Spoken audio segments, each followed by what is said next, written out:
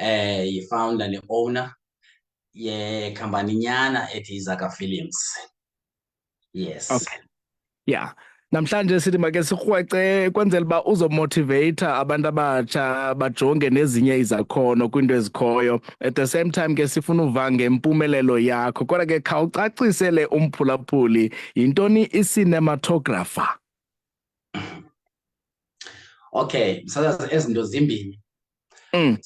Sine-photographer, which is umuntu odila ne-photos.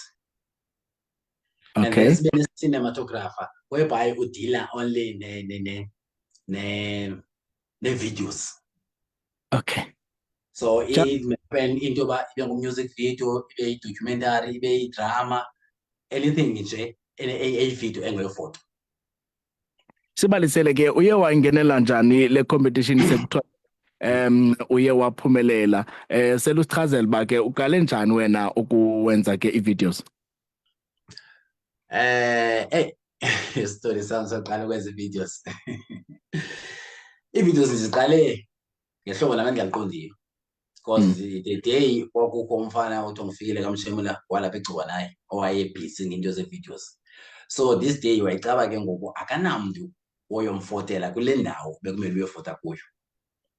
Now adibane nam ndime egeyithini athi efowunini wenza ntoni namhlanje, sithi andenzeni. Athi jonga khandiyele endaweni ethile nantsi ikhamera ndisale isebenzisa le nto before. Athi jonga uzawucofa apha urekhode, uzawucofa apha uphose, hamba. Ndiye ndenze ke loo nto ndiyenzileyo ke wayincoma, uncoma nje uba ndikhona. Ndaye ndingena kancinci kancinci kancinci kancinci kancinci kancinci ndade ndabe ndiyayibona ke ukuba ukuthi le nto yenziwa kanjani. So ndingumntu othanda uhlala kakhulu kuYouTube for ii-tutorials ndizibonele ukuthi ndenza kanjani. Then ndaye ndaphangela ndasebenza naye elaa xesha, but ekuhambeni kwexesha ndaendapha ndizimela ke ngoku. So ndazinyindela ndade ndabe ndikule ndawo ke namhlanje. Okay. So i-competition lena uyingenele njani wena, ubukweyiphi i-category phaa sekuthiwa uphumelele? Mna i-competition ndifakwe ngomnye wabahlobo bam. Mna ndibona igama lam kuFacebook ndimenshинwe, ndilandele le nto xa ndisithi okay kune-competition kule page. Ndizama ufunda ndiyibone. So babe bengena ke ngoku bendimenshina because phaya kuthiwa menshina umntu if wafika kwinani elithile, and then ke ngoku bayamthatha bayamfaka ku-competition straight. Whereby ndingene khona competition sanikwa ii-codes zethu for uvota, sazama ke uzipusha ke ezi code, savota. And then kwiveki ethile kwa-anawunswa abaya kwi-finals because sasiba 18 kwikhategori yam cinematographer. So siye siba yi-7 kwi-finals. Sangona ke ngoku umdla kulapho ndibeqala khona uba serious ngose kuthiwa sikwi-finals because qala ndandingahoyi. Then sapusha nabantu bam ke sapusha isifani bandisapotile kakhulu, ifemeli yam indisapotile kakhulu, almost wonke umntu oclose kum undisapotile kakhulu. So kwafika le date ke ngoya last of last week, which is nge-21st kaSeptember last month, iseJoburg. Kwanyanzeleka ke ngoku siyile apho just ukuyova ke ngoku uba ingabe le nto yenzekile na okanye. Then ngelo hlobo sabe sibuya nayo indebe esizanayo kweli cala. Wow.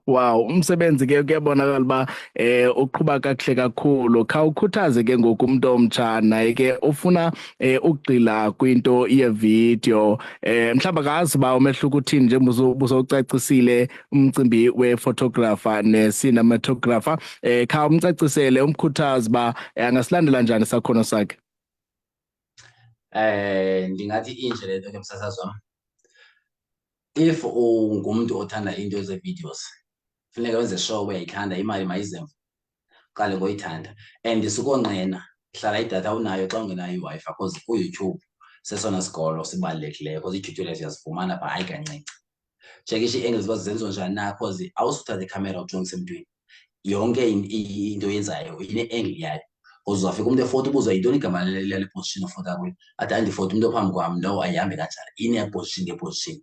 So mandikwenzela umzekelo omncinci, xa usenza music video Awungeke ukwazi uthatha ikhamera ufote nje, funeka uyazi uba le clip ugqiba uyifoto uzayidibanisa neyiphi na xa ueditha, because mina ndiqala from ekufoteni ndiyiedithe ngokwam ndiyiprodyuse ngokwam. Mm. So nee-cameras ezi sizisebenzisayo azifani ke, zikhona i-still for ii-photos, zibe khona ezi-2-in-1 iifoto nee-videos.